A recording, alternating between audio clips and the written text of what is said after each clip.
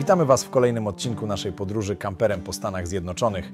Ruszyliśmy z Nowego Jorku i dzisiaj dotarliśmy do stolicy, Waszyngtonu. W tym odcinku pokażę Wam najważniejsze atrakcje miasta, m.in. słynny Biały Dom, majestatyczny pomnik Abrahama Lincolna oraz charakterystyczny Washington Monument, przypominający obelisk. To symboliczne miejsca, które zna każdy z filmów i zdjęć, a teraz zobaczycie je razem ze mną na żywo. Postaram się przybliżyć Wam największe atrakcje Waszyngtonu i klimat tego wyjątkowego miasta. Zapraszam na odcinek.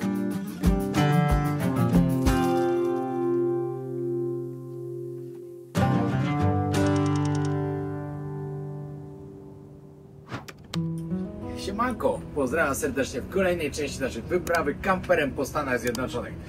Jesteśmy właśnie w Washington DC, czyli dzisiaj zobaczę Biały Dom. Coś, co było takie moje małe spełnienie marzenia, żeby sobie zrobić zdjęcie po prostu pod Białym Domem. Nie wiem dlaczego tak mam, ale jakoś tak miałem. I dzisiaj właśnie to marzenie się spełni, a później ruszamy na Florydę.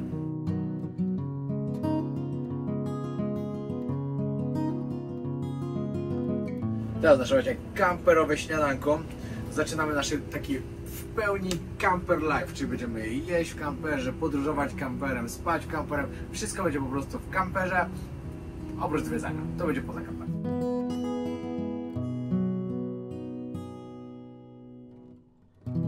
Znaleźć miejsca na kamperach gdzieś to jest po prostu niemożliwe prawie. Musieliśmy odjechać 20 minut, nawet więcej, chyba 30 minut od centrum Waszyngtonu, żeby gdziekolwiek zaparkować. No, ale poszło jeszcze na zakupy, rzeczy, które nam brakuje po prostu w kamperze. Jakieś, nie wiem, jakieś ręczniki, jakieś trzeba kupić, czajnik, wieszaki, jakieś takie parę podstawowych rzeczy, pościel do przebrania, prześcieradło. A ja właśnie ruszam na stację metra i jadę do centrum. 2 dni temu nasz prezydent tu był, także też fajna okazja była, ale no cóż, wtedy byliśmy w Nowym Jorku.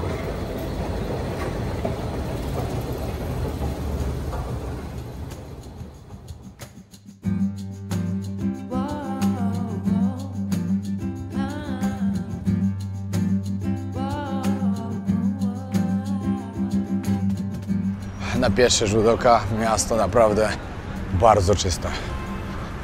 Wiecie, Waszyngton DC to stolica Stanów Zjednoczonych. Musi coś sobą reprezentować, nie ma co ukrywać. Nie można budować tutaj wieżowców. Wszystkie budynki mają zachowany limit, którego po prostu nie można przekraczać. I to też od razu rzuca się w oczy. Że nigdzie, jak się rozglądniecie dookoła, nie ma żadnego wyżej niż 2, 4, 6, 8, 10 pięter. Chyba że jest trochę więcej, a źle liczę. Ale mniej więcej coś takiego. Z ciekawostek. Washington DC, czyli stolica USA, nie należy do żadnego stanu. Jak wiadomo, Stany Zjednoczone są podzielone na stany, a on nie należy do żadnego. Ze względu na to, żeby po prostu nikt nie miał wpływu na to, co się tutaj dzieje, żaden ze stanów. To się nazywa dokładnie, to miejsce, w którym jestem, District Columbia, czyli District of Columbia. Nazywane po prostu od Krzysztofa Kolumba. To jest też ciekawostka, czyli człowieka, który pierwszy odkrył Amerykę. Chociaż podobno to też jest takie naciągane i wiele osób twierdzi, że on wcale nie był pierwszy. W Stanach Zjednoczonych, w USA, macie 50 stanów. No ale są też takie miejsca, które należą do Stanów, znaczy należą do Stanów, należą do USA, ale nie są Stanami. Są na przykład jakieś tam, wiecie, Wyspy Dziewicze albo Portoryko. O, wiewiórka. Mieszka tutaj około 700 tysięcy ludzi, ale podobno w ciągu dnia to liczba zwiększa się nawet do 1 miliona, ze względu na to, że ludzie tutaj dojeżdżają pracować. Pan chyba jakiś proteścik robił. Hello. Co jeszcze powinniście wiedzieć na pewno o Waszyngtonie? To właśnie, że powstał w 1790 roku i wtedy właśnie to kongres zdecydował, że nie mogą należeć do żadnego ze stanów, żeby zachować tą taką neutralność. Tutaj pomnik generała Andrew Jacksona. Andrew Jackson był 7. prezydentem Stanów Zjednoczonych i generałem armii, znanym z przydomku Old Hickory ze względu na swoją twardość i charakter. Wcześniej zasłynął jako dowódca w wojnie z Brytyjczykami w 1812 roku, szczególnie w bitwie o Nowy Orlean, która przyniosła mu ogromną popularność. Jego prezydentura była kontrowersyjna. Z jednej strony uważany jest za prezydenta zwykłych ludzi, z drugiej krytykowany za politykę wobec rdzennych Amerykanów. Pomnik Jacksona stojący przed Białym Domem ukazuje go na koniu, co symbolizuje jego wojskową odwagę i rolę w historii Stanów Zjednoczonych.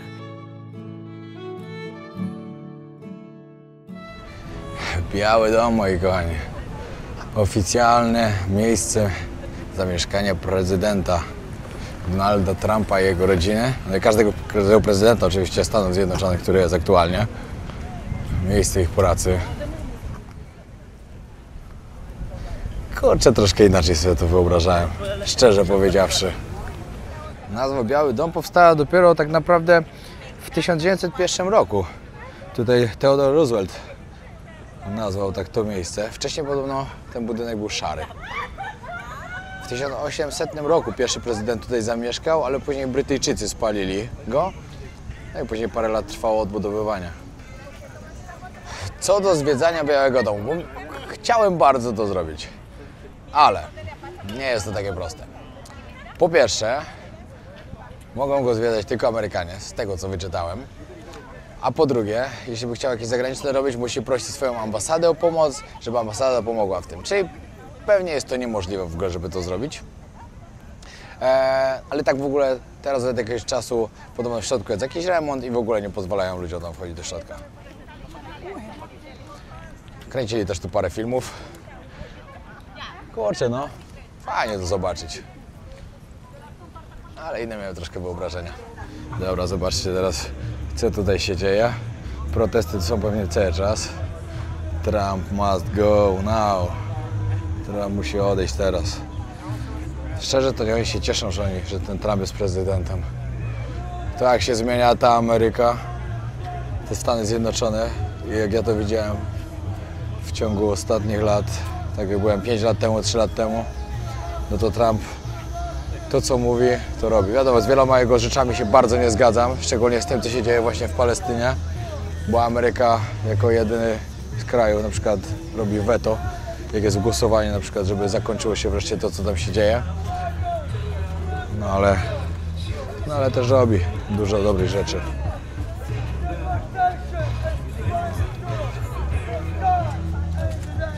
No, to jest dobre.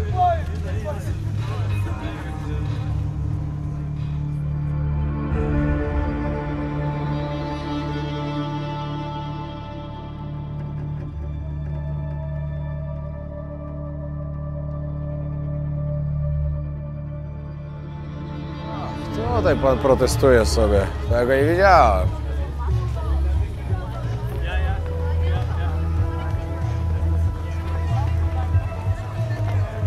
Z drugiej strony go nie było widać. No to widać, jaka jest zorganizowana akcja.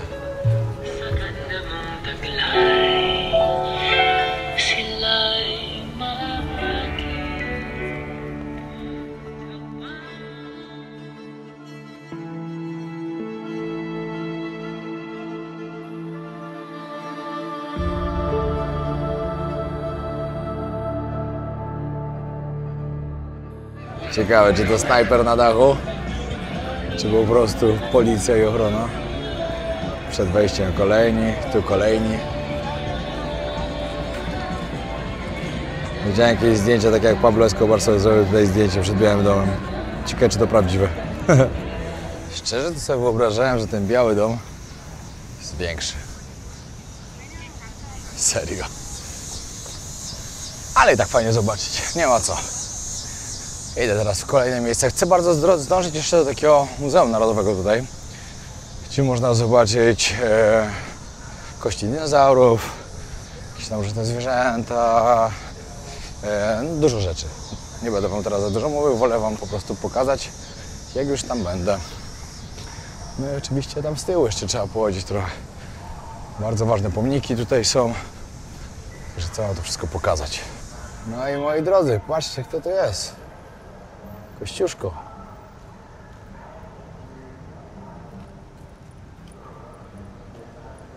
W wielu miejscach w Stanach Zjednoczonych możecie zobaczyć pomniki.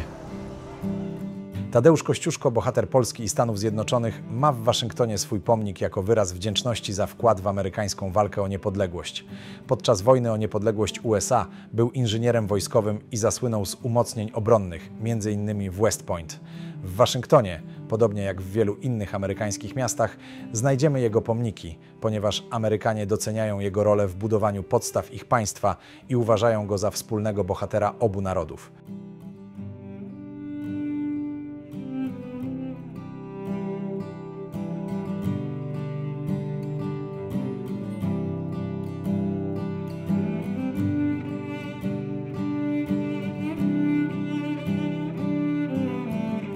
No i tutaj obelisk, który chyba każdy zna.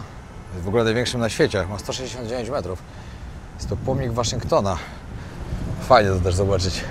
Wcześniej to się widziało tylko w telewizji albo w internecie, a teraz na żywo można zobaczyć. Świetnie. Z tego co wiem, to można sobie wykupić tam wycieczkę, żeby wejść na górę. Jest tam coś 900 schodów do pokonania. No i oczywiście nie mam na to teraz czasu, ale możecie wiedzieć, że jest taka możliwość. Tutaj macie muzeum poświęcone historii Afroamerykanów.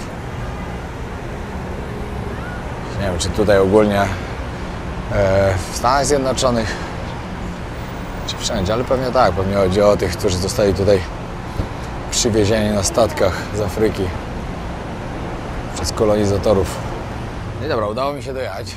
Jest to Muzeum Historii Naturalnej. Obok to w ogóle jest parę różnych muzeów. Jest taka ulica z muzeami w ogóle. Aha, muszę zostawić kopyto. Mam 30 minut, także powinno mi wystarczyć, żeby zwiedzić sobie. Figura z tych, znaczy to pewnie nie jest oryginalna, a może jest. Na Wyspach Wielkanocnych one są. Tak, dokładnie. Wyspy Wielkanocne, Chile. Kiedyś tam muszę pojechać, zobaczyć to na żywo. Słoń afrykański. Słonie afrykańskie różnią się tym od słoni indyjskich, że są dużo większe, mają metr więcej, dużo bardziej agresywne od tych właśnie indyjskich. No i tutaj wbijam pooglądać sobie dinozaury. Znaczy się przypomina film Noc w muzeum. Tylko akurat tamten film to kręcili w muzeum w Nowym Jorku. Byłem kiedyś w nim. Teraz też mieliśmy jeździć, ale no niestety nie udało się.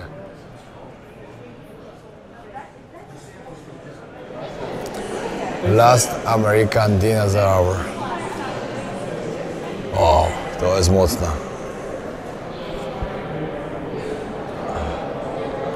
Patrzcie, jak tu pani robi badania. Coś dla Ali. Ona też tak sobie lubiła dłubać w ziemi na studiach. Nieźle sobie tutaj badają.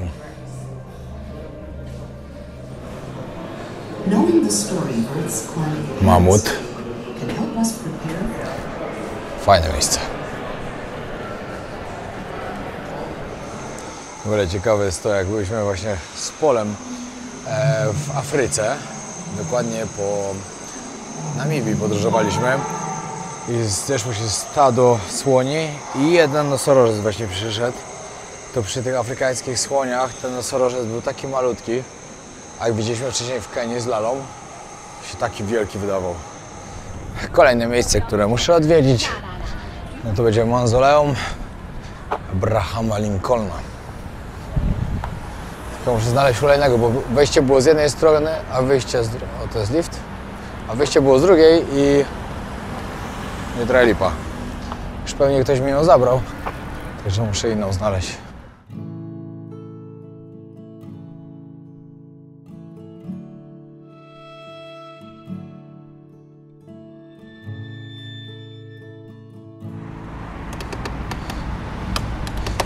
Będzie szybciej.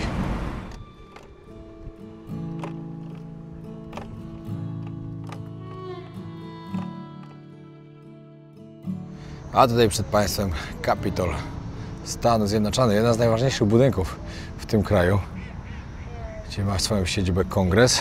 No i tu zapadają wszystkie najważniejsze decyzje związane z tym krajem.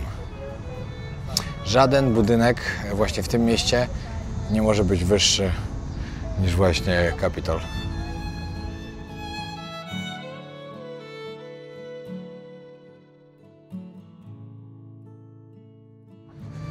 Także jest to kolejny budynek, który bardzo chciałem zobaczyć.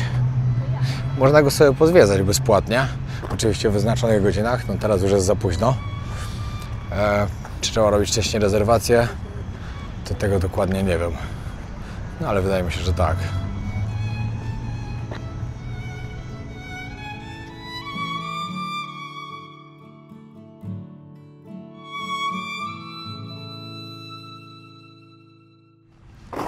Fajnie się zwiedza to miasto. Szkoda, że nie będziemy mieli okazji wieczorem tego robić, no bo i tak już jesteśmy spóźnieni bardzo. Mieliśmy już dawno wyjeżdżać, ale dalej jeżdżę i nagrywam. No bo jednak chcę zobaczyć. Jak już tu jestem, to chcę zobaczyć jak najwięcej. Najwyżej będę jechał po nocy i się nie wyśpię jutro. Trudno. Ale fajnie. Bardzo pięknie. Na pewno bardzo warto odwiedzić Waszyngton, jak się podróżuje po Stanach Zjednoczonych. Ja jestem pierwszy raz i no, jestem zachwycony tym miastem. Tutaj jestem właśnie pod pomnikiem upamiętniającym II wojnę światową. Memorial World War II.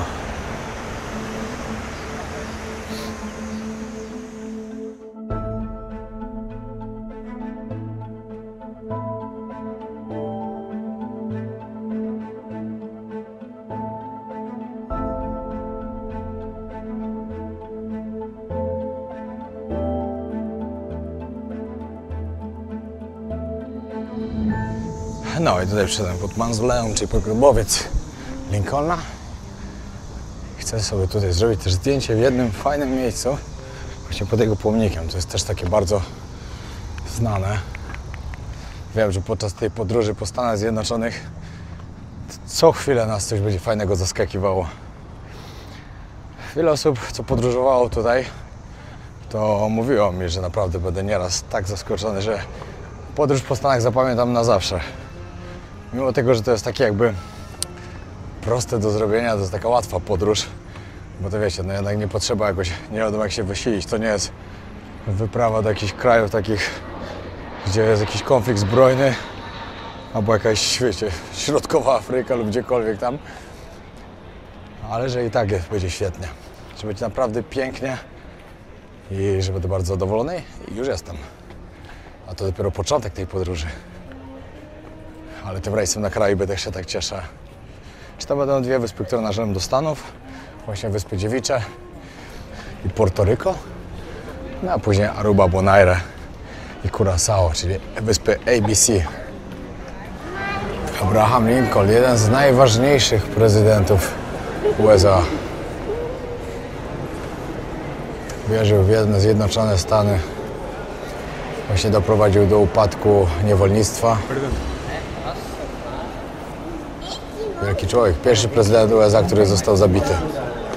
Abraham Lincoln był 16. prezydentem USA i rządził od 1861 do 1865. Bardzo wysoki. Miał ponad 1,90 m wzrostu. To jest fajne, widać miejsca, które się wcześniej widziało w filmach i nie tylko. Nie, dlaczego? Byłem parę razy już w Stanach Zjednoczonych, a nigdy nie myślałem właśnie, żeby tutaj odwiedzić Waszyngton i to jest naprawdę bardzo duży błąd. Bardzo warto odwiedzić stolicę Stanów Zjednoczonych. No, a ja biorę hulajnogę albo rower, bo teraz na rowerze jeździłem. W sumie powiem, że na rowerze lepiej, bo trochę bezpieczniej. Ten rower jedzie szybciej jeszcze niż ta hulajnoga. A tutaj, jak będziecie się chcieli przemieszczać pomiędzy tymi atrakcjami, tymi ciekawymi miejscami, które trzeba zobaczyć, to są dalekie odległości. Jeśli byście tak chcieli chodzić wszędzie, to myślę, że z 2 dni to jak nic potrzebujecie. A na rowerku albo hulajnodze chwila, moment, ciach, ciach i jesteście. Dobra, ciekawe, czy ktoś mi zarąbał rower? A nie, dobra, stoi.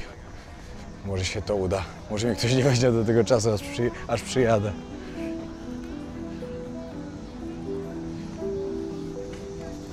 Piękna.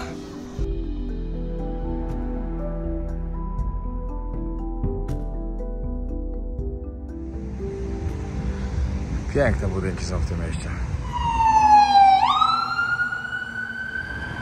Ja już na metro idę. Jest 20:30 pewnie będę przy kamperze. Także długa noc mnie czeka. Myślę, że jest jakieś 5 godzin postaram się pojechać. No i resztę jutro już. Calutki dzień jazdy. Jak będziecie w Stanach szukali sklepu takiego, gdzie można różne takie bajery pokupować, jakieś, wiecie, ręczniki, wieszaki, jakieś takie różne rzeczy, to Target polecamy Wam bardzo. Wszystko tu kupicie i bardzo dobre ceny, bardzo tanio. 20:46 startujemy. Ustawiłem tak, żebyśmy przejechali 5 godzin. Zobaczymy. Mam nadzieję, że się to uda. O tak, jesteśmy. No właśnie. Co tu robisz? Ja będę vloga naszego oglądał, tego z Nowego Jorku. Mam do tego świetny sprzęt, Keanu Vision 2. Jakie są jego zalety? Przede wszystkim to, że jest malutki, idealny na to, żeby sobie go wziąć na kemping, zrobić sobie na przykład na ścianie w sypialni, wyświetlić fajny film, zrobić sobie randkę lub po prostu zabrać go gdziekolwiek ze sobą lub używać zamiast telewizora w domu. Jakie są jeszcze jego zalety? Przede wszystkim to, że ma baterię. Nie trzeba mieć stałego podłączenia do prądu, co jest naprawdę bardzo wyjątkowe. Można podłączyć do niego Wi-Fi lub po prostu możecie łączyć laptopa, pendrive'a, cokolwiek chcecie. Ma pilota, także ja sobie od razu podłączę Wi-Fi ze swoim telefonem, włączę sobie YouTube i odpalę vloga Podróże Wojownika.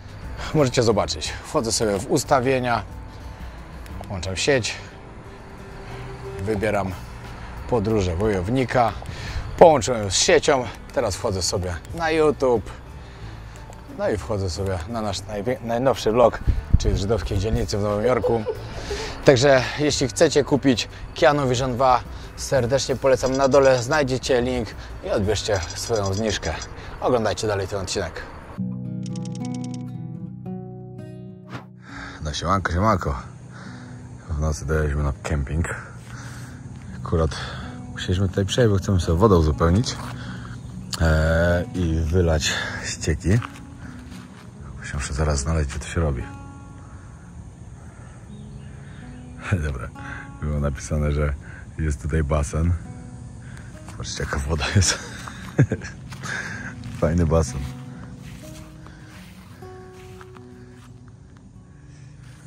Tutaj jeszcze jeziorko mamy.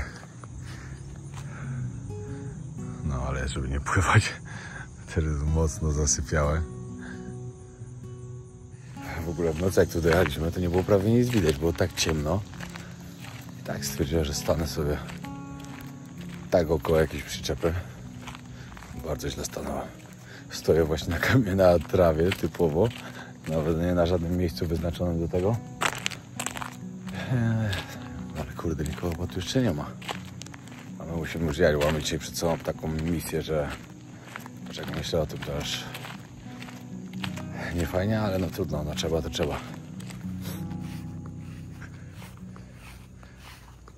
Traktor stoi, szopa stoi, no jak na wsi.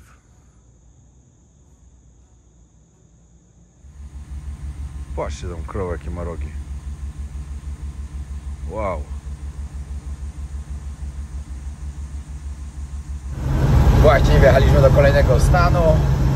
Jesteśmy w South Carolina. W południowej Karolinie. 12:40, robimy sobie przerwę, żeby zatankować, kupić kawę i zjeść śniadanie od razu. Powiem Wam, że ceny w Stanach paliwa są naprawdę niezłe. Tutaj 2,70, no 2,70, przypuśćmy 2,80 niecałe. Wychodzi za galon, czyli za 3,6 litra. Chyba tak to jest. A pomyślcie sobie na przykład, wczoraj tankowaliśmy za 3,20, a w Los Angeles tankowaliśmy nawet chyba za 5, czy za 4,80, coś takiego. Jaka to jest różnica. Przy pełnym baku, jak my tankujemy kampera, to na przykład jest około $50–60 różnicy aż. To jest naprawdę bardzo dużo. Bo tankujecie sobie tutaj na przykład 2 pełne baki, trzeci macie tak jakby gratis. Sporo, naprawdę sporo. Fajnie się jedzie, jest idealna pogoda dzisiaj po prostu. Cały czas jedziemy 2-pasmówką, 3-pasmówką. Jest naprawdę świetnie. Kawka i matcha wzięte, ale szykuję śniadanko. Właśnie podgrzewa mi kaszankę. Jak ja dawno kaszanki nie jadłem, a taka z polskiego sklepu, to w ogóle będzie przepyszna. Polski kawiorek, jak to mówią. Wiecie, jak jest z kaszanką. Niektórzy lubią, niektórzy nie. Ala na przykład lubiła kaszankę, dopóki się nie dowiedziała, z czego robią kaszankę. Ja to jestem, wiecie, chłopak, który się wychował. Całe wakacje, no może nie wychował, ale całe wakacje spędzał u babci na wsi. Jak było świniebicie, albo jak cielaka się zabijał, wiecie, podczas świniobicia to całą świnię się rozkładało, flaki się czyściło, kaszankę babcia robiła. Jej, no kocham po prostu. No ale jak ktoś jest wrażliwy na takie rzeczy, to nie zjem. No i tak samo flaczki. Ja flaczki kocham po prostu. My byliśmy tak wychowani, że one się jadą po prostu wszystkie takie rzeczy, które się je, wiecie, gdzieś wszędzie na wsiach i tak dalej. Jakieś serduszka, kurze i tak dalej, no. No ale nie każdy tak ma. Moja kaszaneczka. Tutaj ale jeszcze przygotowała. Było coś, warzywka, szyneczka. Dojadamy resztę, bo resztki musimy się wszystko dojeść, bo przez 9 dni kamper będzie teraz stał na parkingu. Także musimy wszystko zjeść, co trzeba zjeść, żeby się nie popsuło. No i kolejny stan, Georgia.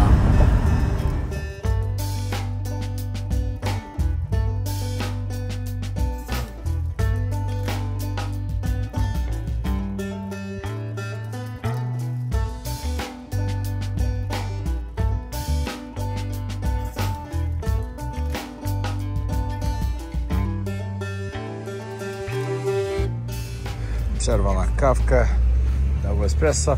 Jesteśmy teraz w Jacksonville. Nie, teraz jesteśmy, no, a jedziemy No, do a jedziemy do Daytona Beach. Właśnie mamy tam jeszcze półtora godziny. I tam się na chwilę zatrzymamy, może akurat na zachód słońca, o ile będzie pogoda. Chcieliśmy tutaj się zatrzymać, wam pokazać trochę, jak to miasto wygląda, ale i tak stwierdziliśmy, że nie ma nic takiego ekstra. Na pewno są ładne rzeczy, ale nie ma nic takiego ekstra, co byśmy chcieli pokazać, dlatego jedziemy do tego Daytona Beach. Tam jest no, piękna plaża, akurat będzie zachód słońca, także może jeszcze na Golden Hour trafimy przed zachodem. Zobaczymy, jak trasa pójdzie, ale jedzie się naprawdę świetnie.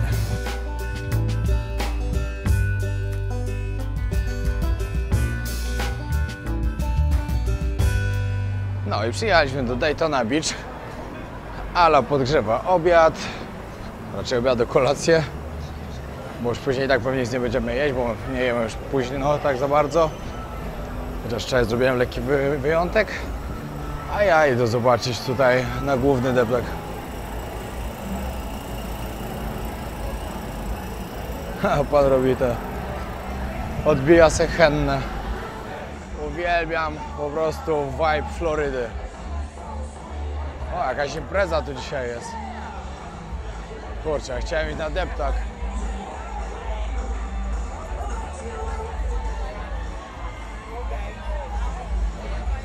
Nie wiem czemu, ale Floryda mi się zawsze kojarzy ze starszymi ludźmi. Znaczy nie mówię takie Miami, no bo Miami to wiadomo. Ale reszta, te wszystkie inne miasteczka. No po prostu sobie tutaj ludzie na emeryturkę przyjeżdżają i spędzają tutaj dobrze czas.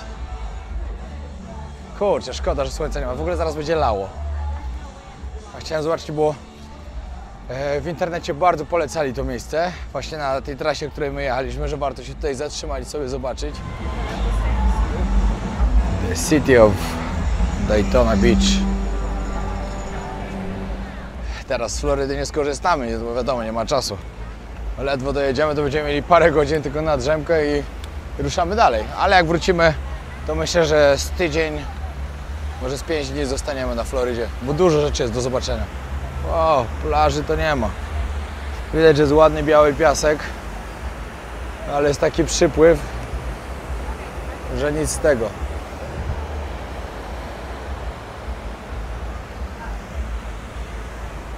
Patrzcie, jakie chmury idą. Tak będzie teraz z tego lało.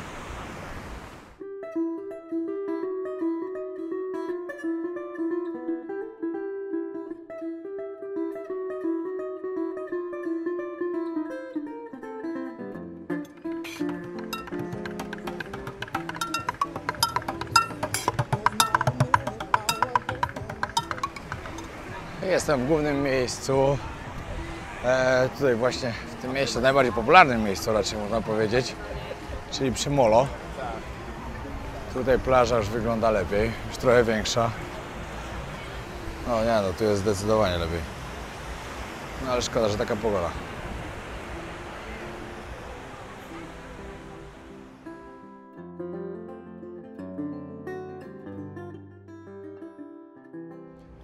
Ale taki typowy vibe Florydy jest. Jak już wjechaliśmy w ogóle do tego miasteczka, to już od razu było widać takie niskie budynki, kiczowate sklepy, jakieś motele. Nie, Floryda mi się naprawdę podoba. No myślę, że jeśli miałbym właśnie mieszkać w Stanach, no to myślę, że byłaby to Floryda. Nie ze względu, że najbardziej mi się tu podoba, bo oczywiście, że nie, bo myślę, że Nowy Jork albo Los Angeles jest dużo lepszy niż jakiekolwiek miasto tutaj na Florydzie. No ale jednak to jest to, że jest tutaj wakacyjny vibe cały rok, jest cały rok ładna pogoda, nie licząc dzisiaj. Akurat mamy pecha, ale i tak nie ma szans, żebym zamienił Tajlandię na takie Stany Zjednoczone. W Tajlandii macie tak dobre życie za tak małe pieniądze, porównując do tego, ile byście musieli tutaj za wszystko płacić. To jest nie do przebicia. No i wiadomo, 100 razy bezpieczniej, pyszniejsze jedzenie i dużo zdrowsze. No i inny w ogóle cały vibe. Wracam już do kampera, bo Ala właśnie wzięła się za szykowanie pierogów, które sobie kupiliśmy też w Polskiej. Także już je odgrzewam, muszę iść szybko, żeby nie iść później zimnych. Lubię ten klimat tutaj. Ale kurde, że nie ma słońca, no. Trudno. W najbliższym czasie będziemy mieli go bardzo dużo.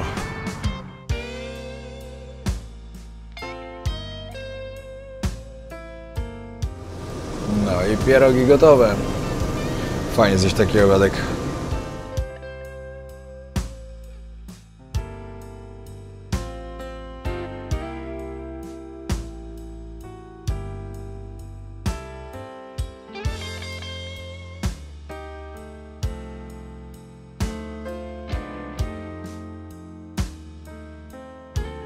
Dojechaliśmy na kemping. To taki zarąbisty. Widać cierpienie. Świeca latarką, żeby było lepiej widać. Są domki normalnie. Miejsca, gdzie można sobie zaparkować. Właśnie spuszczaliśmy ścieki, wszystko co tam było, co nie może zostać przez kolejne parę dni. Tutaj jeszcze więcej przyczep. Basen, leżaczki. Kurde, w Stanach te kempingi są zarąbiste. Szkoda, że nie będzie okazji skorzystać, bo jesteśmy tu tylko parę godzin. No ale musimy zrobić parę takich mocnych rzeczy. Oglądamy sobie vloga jeszcze. No i tyle.